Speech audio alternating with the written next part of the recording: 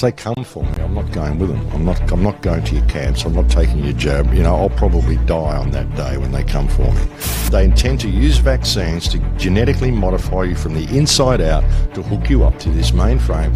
People think, you know, transhumanism is like the Borg with eye patches and plantons and shit. You know, no, it's from the inside out. And once they do it from the inside out, it's indelible. You're hooked up, and there's nothing you can do about it. When you say you don't want violence, well, what about counter-violence? Because this is violence. This is your country's been invaded. You've got foreign troops on your soil terrorising Canadian people. They can't even speak your language. Why is anybody doing anything these people are saying? You should be shooting these people, honestly, because they are foreign troops on your soil carrying out an act of war.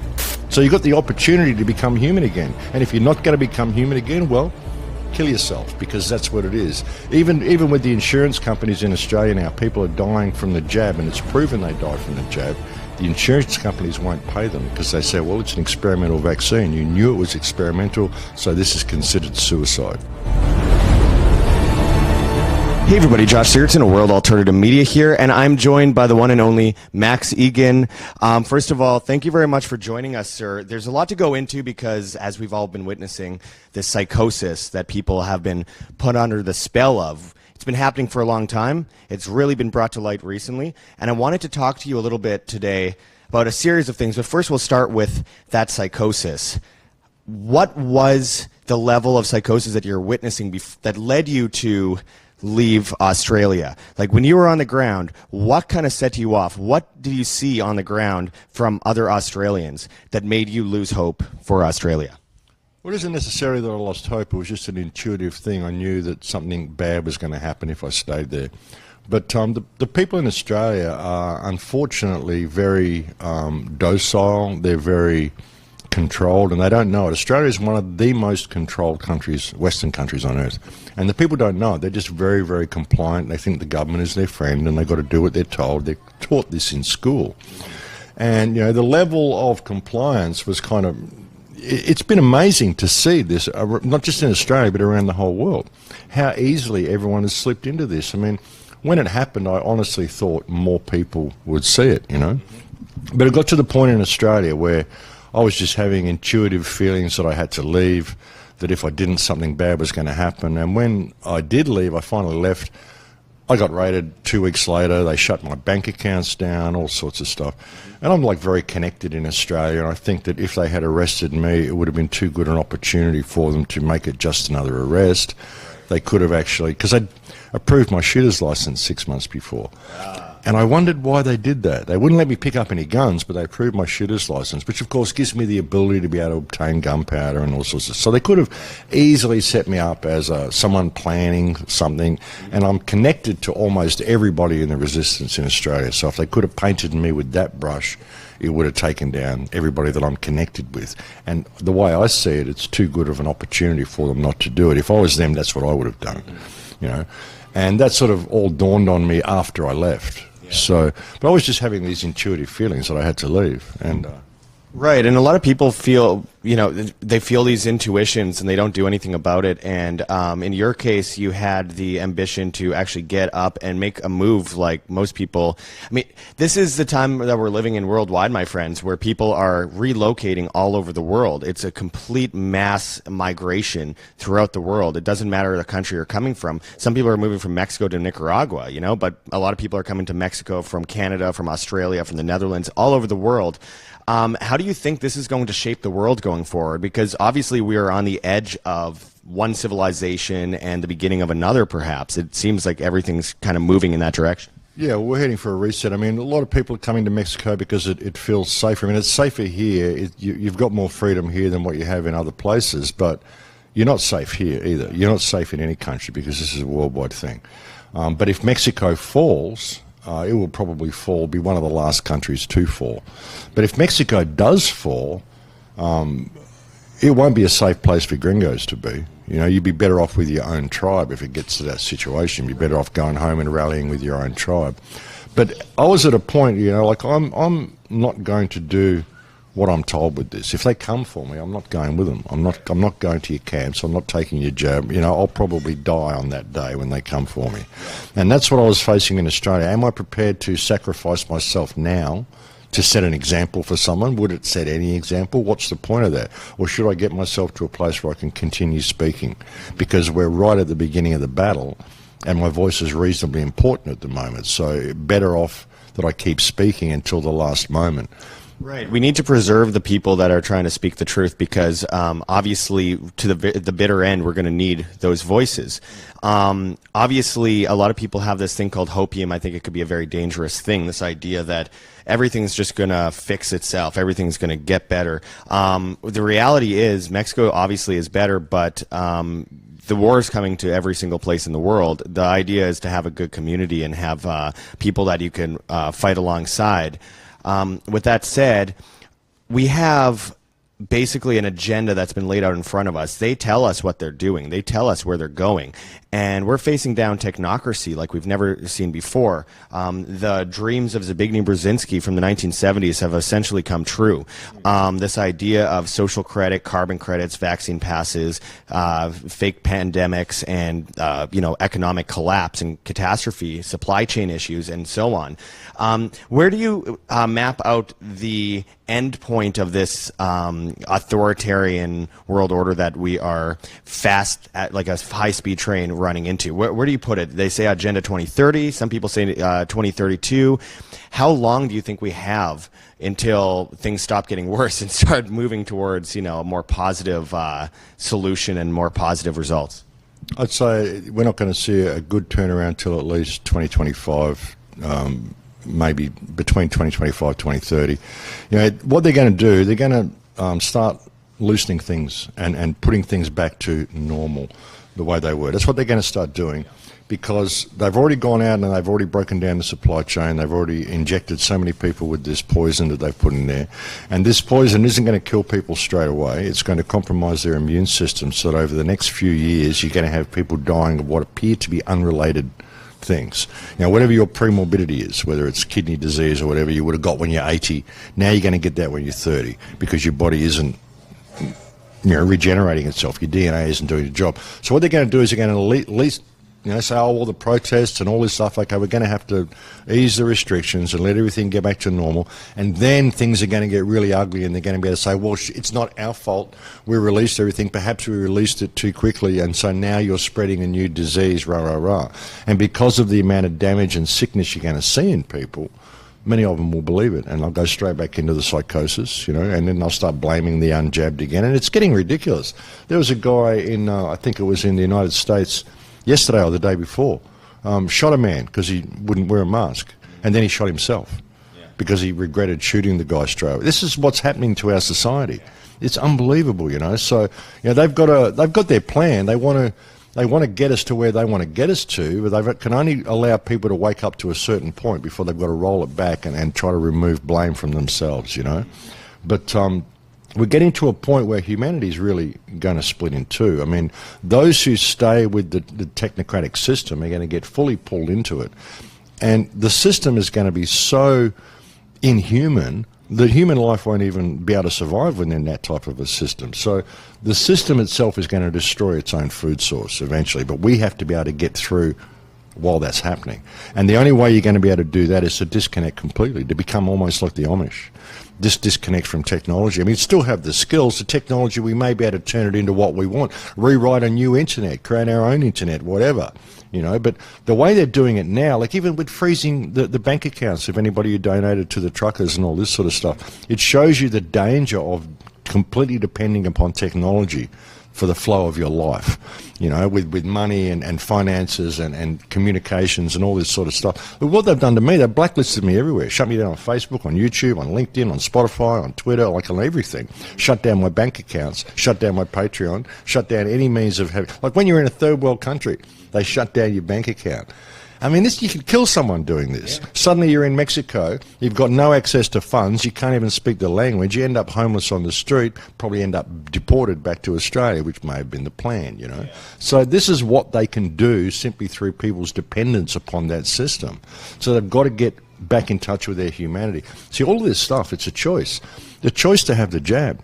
You know, you've got to have the jab if you want to participate in our society. And all the stuff that we gave you in your prison cell, in your pen to enjoy, because you've forgotten how to enjoy life. You can only enjoy our stuff. Go to the theatre, go to the movies, go to our designated enjoyment zones, you know. But you've got an opportunity here. Well, I'm going to go and get back in touch with nature. I'm going to go down the beach and have drum circles. I'm going to go visit friends. I'm going to take the opportunity to learn how to cook food again, learn how to grow food again, learn how to repair things for myself. I'm going to take the opportunity to homeschool my children. So you've got the opportunity to become human again. And if you're not going to become human again, well, kill yourself, because that's what it is. Even with the insurance companies in Australia now, people are dying from the jab, and it's proven they die from the jab. The insurance companies won't pay them because they say, well, it's an experimental vaccine. You knew it was experimental, so this is considered suicide. And we're seeing a 40% increase in death worldwide, and that's just tip of the iceberg at this point. That's just what we're hearing. That's just what's being reported. Exactly. You know?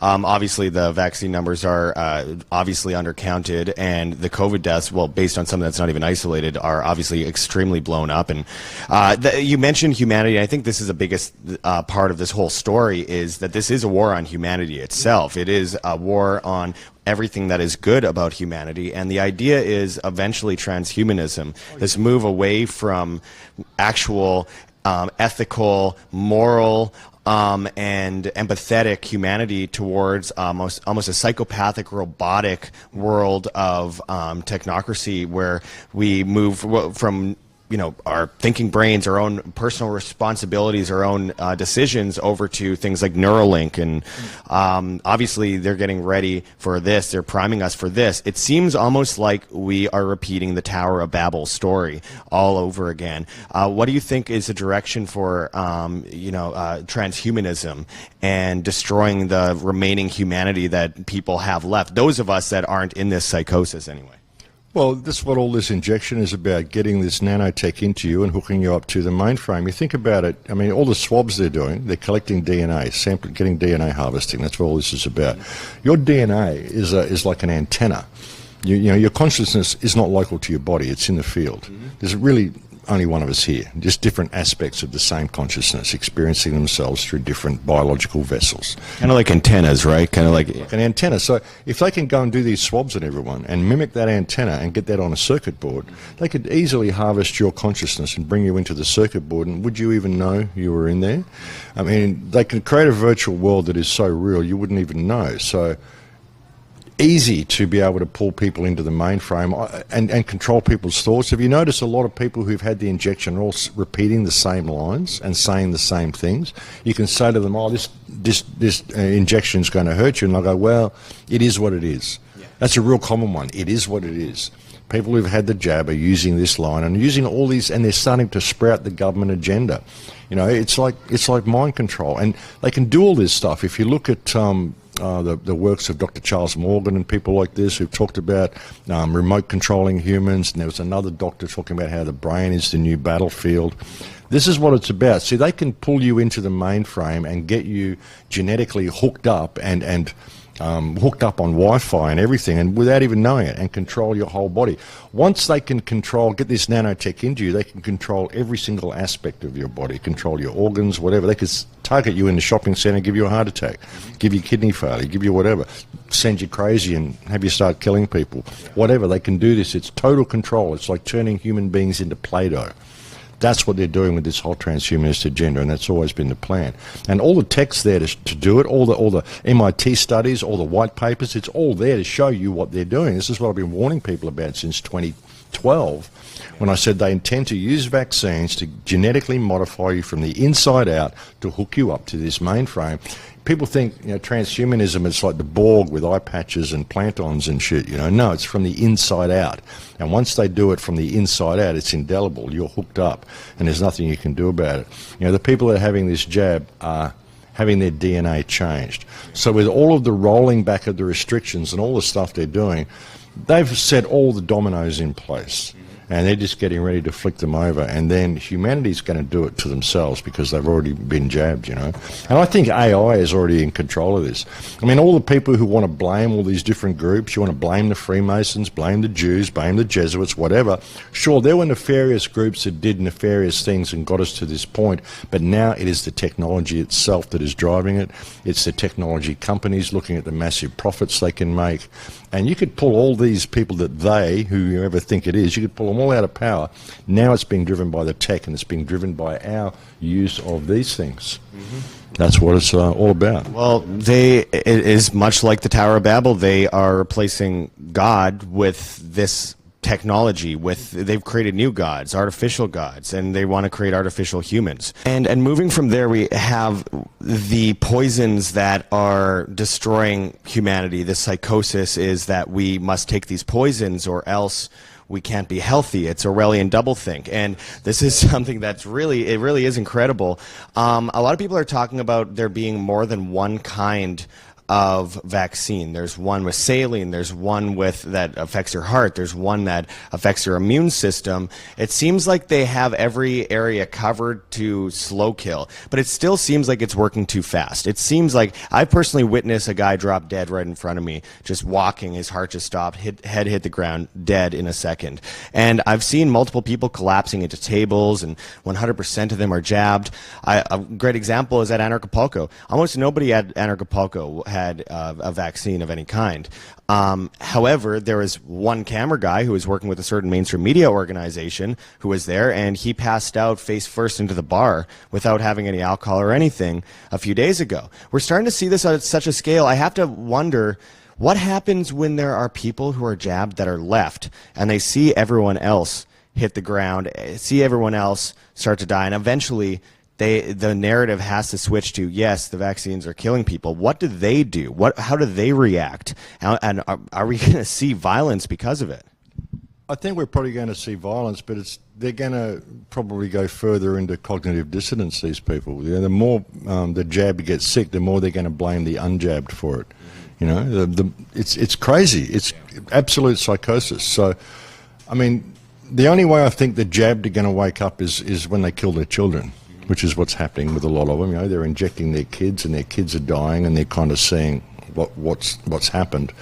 But most of the jabbed people who see their jabbed friends dying are blaming the unjabbed, and they will get violent because they will see the unjabbed as a threat to them. You know, it's crazy. I mean, I don't even know how to explain it. I don't know that there's anything that's going to wake up a lot of these people. I think many of them simply won't wake up at all. I think they're already in the mainframe. I wouldn't be surprised if they've done this before, if they do these resets every 100 years or so, and this is how they pull consciousness into the mainframe, and this whole thing's been run by AI all along.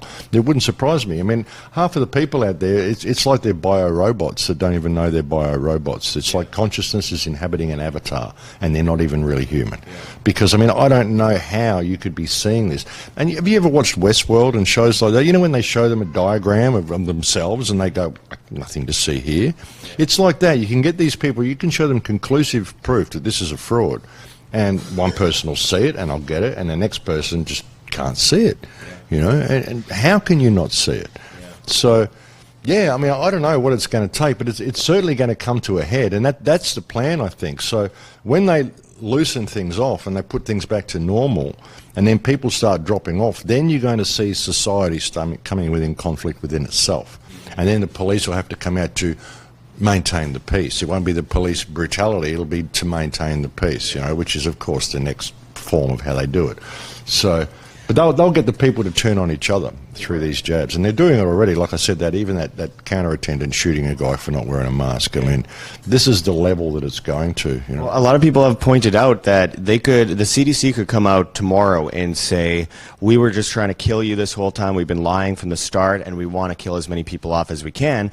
And a lot of people would still be, well, they'd be cheerleading for them. They'd say, well, it's for the greater good. They know better than us. And see, that's one of the things that does concern me going forward, is that they know how to manipulate minds so well. And us in independent media, we're trying to tell the truth and mobilize people. But it's even if we are winning the information war in many ways, they are still winning on mobilization. They have the police, they have the military, and one of the things I always think back to is the Tavistock Institute, which their idea was to plant stories into the media in Britain back in the 1960s, 70s, 80s, and with the stories they'd plant, they'd watch how people reacted to those stories, and they'd create a plan A, B, C, D, E, F, G for the future. They'd predict the future. If it doesn't work this way, they'll go to plan B or C or D, but they always have something that they could do. What worries me going forward is this idea of a civil war. I mean, there's no way that we're getting out of this without violence happening at some point. Yeah. However, it's so easy to use something irrational and emotional, such as violence, against us. Do you believe that we could be, even while we're waking people up and we're telling the truth and we're mobilizing people, that it could be used against us later on? And, maybe it's almost biblical that no matter how hard we try and how hard we try to break through this matrix, the matrix always wins. Yeah, it wouldn't surprise me if they do something like that.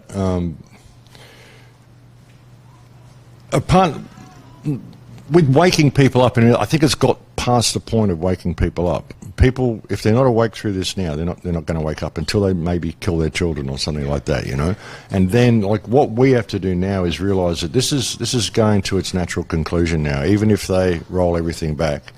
So many people have been jabbed. The supply chain has already been affected so much that this has to run its natural course. So what we have to do is find a way of navigating through that so we come out the other side okay, and providing a safety net for those people who do wake up. Because we don't want it to head to violence. It may inevitably have to do that because some people are going to get angry and they're just going to react that way. And that will be used against us if they do. I don't think we need it. I think mass non-compliance, and these politicians would run to the hills. They would have to. But it's getting those sleeping sheeple, that 30% of the people, to participate in that, and they won't. And the media focuses on that 30%, so you never get the real story from the media. The amount of wakefulness that's happening around the world, the revolution will not be televised. And there's a lot of grassroots efforts to overthrow the media narrative, and it is working in a lot of ways. It is. We just have to hold the line, brother, and keep doing what we're doing, lead by example in what we're doing, and provide that safety net for people. Just be strong in our convictions. I mean, it had to go this way, and ultimately, it's like a cleansing of consciousness, because as a whole, humanity's become pretty well spiritually bankrupt, and so people have been given an opportunity to become human again or commit suicide, and many of them have chosen the route of suicide without even knowing it, and maybe that's what spirit wants. I mean, if you're not intelligent to be able to figure this out, and you're not strong enough to know how to say no, or perhaps you're not what God or whatever you want to call it needs to go to the new world, perhaps this is a way of filtering out the baggage that consciousness has, It's true. It is a natural way of things, and I suppose what bothers me the most is where people draw the line, because originally it was, we're literally in a time of mass child human sacrifice. It is beyond, it's what a lot of us have been talking about for a long time, but it's beyond what a lot of people can handle emotionally right now. The fact that the line is first, well, when they shut down businesses, that's a line. Or when they tell everyone that they need a vaccine, that's a line. Or they tell teenagers that they need a vaccine, that's a line. Well, now they're at babies. They're talking in April, they're going to do a mass vaccine rollout in the United States and possibly Canada for newborn babies. At what point do we draw the line if we haven't yet? It makes me wonder if unfortunately, we're just going to have to witness this horrible purge, and afterwards, someone will do something. We are going to have to witness it. Even like I said, even if we pulled them all out of power now, it's got to run its natural course now. So it's going to get a lot uglier before it gets better. Mm-hmm. I think we've passed a kind of a Rubicon. I don't think they're going to succeed in what they wanted. I genuinely think humankind is going to split in two, and we just have to get in touch with our life skills again. That's how you're going to get through this. You've got to be prepared to witness all this shit going on around you and remove emotional attachment to it, because these people have made their own choices. As much as you love them or whatever, they've made their own choices, and there's not a lot that can be done past a certain point. I've already come to the conclusion where I feel like a lot of my family's already dead. They're not dead yet, but I know that that's where they're going, and I've had to basically come to terms with it. And you know what? It's already feels like it's in the past because I've tried so hard to wake them up. My mother and father luckily are on the same page as me. But with that said, I wanted to ask if you can ever envision a time where you go back to Australia. Can you imagine a time where you can see yourself flying back to Australia voluntarily and setting up life back where you came from? Yeah, I do, and I can see it happening. I think we will come through this. I really do. Some of the stuff that's happening in Australia, the pushback there, I don't think they expected it. The people have had enough, and I'm expecting them to release all restrictions and roll things back in Australia pretty soon. But like I said, it's going to be the calm before the storm. That's not the last of their plan. But yeah, I mean, I can see myself going back there. See, it isn't that I'm wanted or on the run or anything like that. I just left it at a strategic time when I believed they were going to use me for something that would have been detrimental to the movement. Now that time's passed. I mean, I could go back there and they might arrest me or they might give me a hard time or whatever, but they wouldn't be able to do what they were going to do because it's already been put out there. Yeah. So they've missed that boat. And I think it really messed their plans up, me leaving. So I'm quite happy to go back there and whatever happens, happens, you know, because what was going to happen can't happen now. And, yeah, the die's already been cast. So, yeah, I mean, I can see myself going back there. I don't intend to stay in Mexico forever. I don't intend to be living on the road forever. I do intend to go back, so, yeah. It does seem like there's a patience game at play where we just have to deal with the fact, like in Canada where I'm from, they ordered most of the vaccines for the year 2024 and they're building all these camps. Canada's almost getting worse than Australia at the moment. It's crazy. Like they're both run by the Crown and they're both in similarly dystopian but in different methods because different cultures, different people, different things work, you know.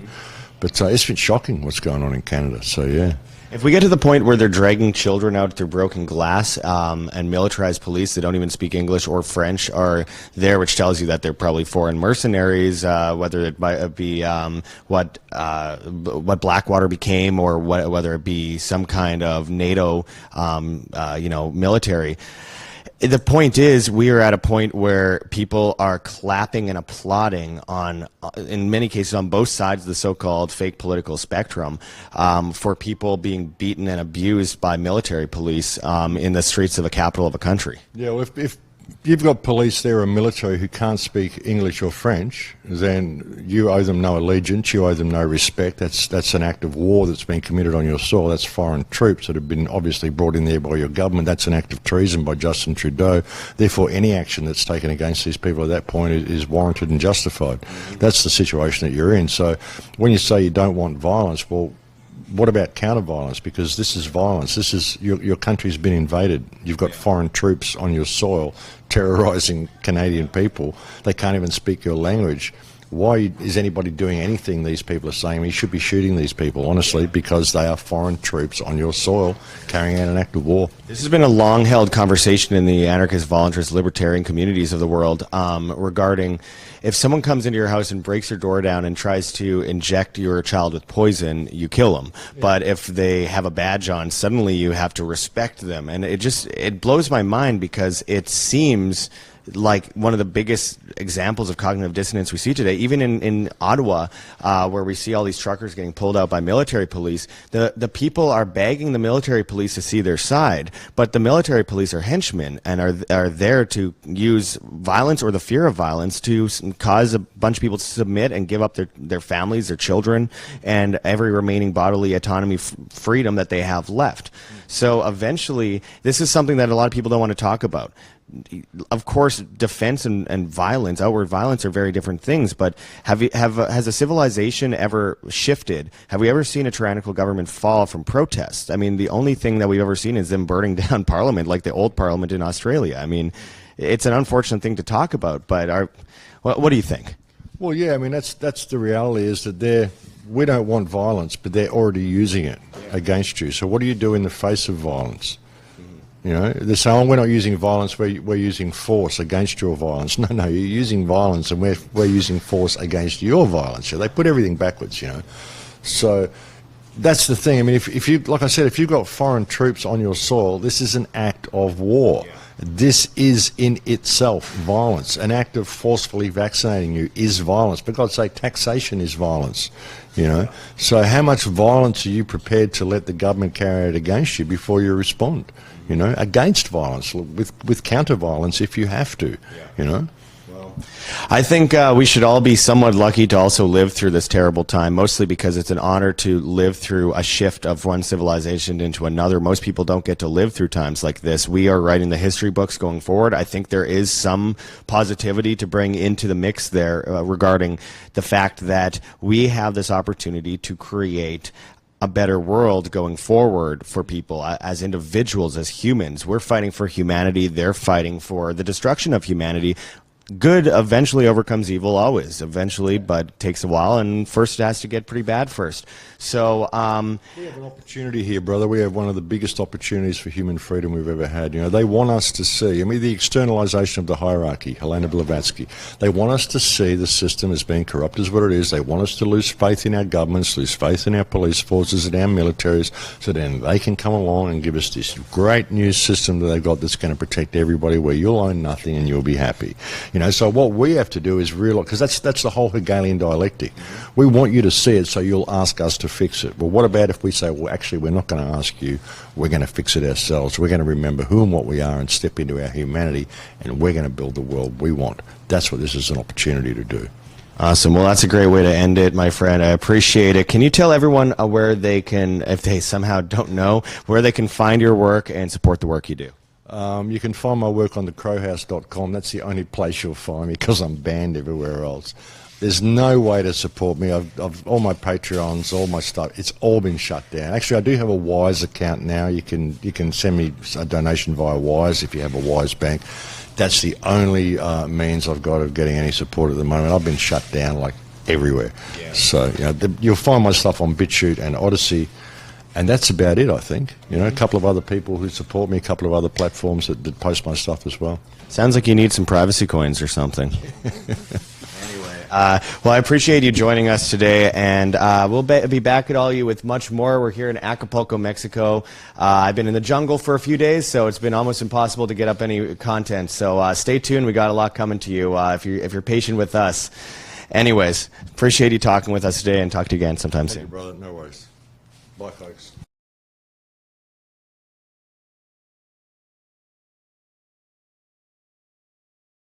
Make sure to check the links below, and this is very important to help keep independent media alive. GoGetFunding.com, Patreon, Subscribestar. We have a PayPal address, we have a Bitcoin address, and we have a Cointree link with multiple different cryptocurrencies that you can help keep independent media alive with. You could also check out our affiliate with My Patriot Supply at whamsurvival.com, link below in the description. This is your source for 25-year storable food in the face of the imminent supply chain collapse, which of course is a controlled collapse.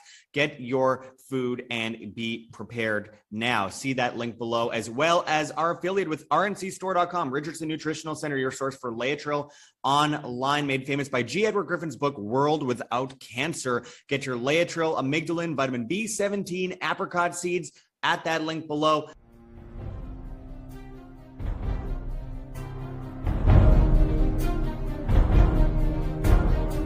I'm sure you have already changed people's minds in your young age because you're involved, and I like that.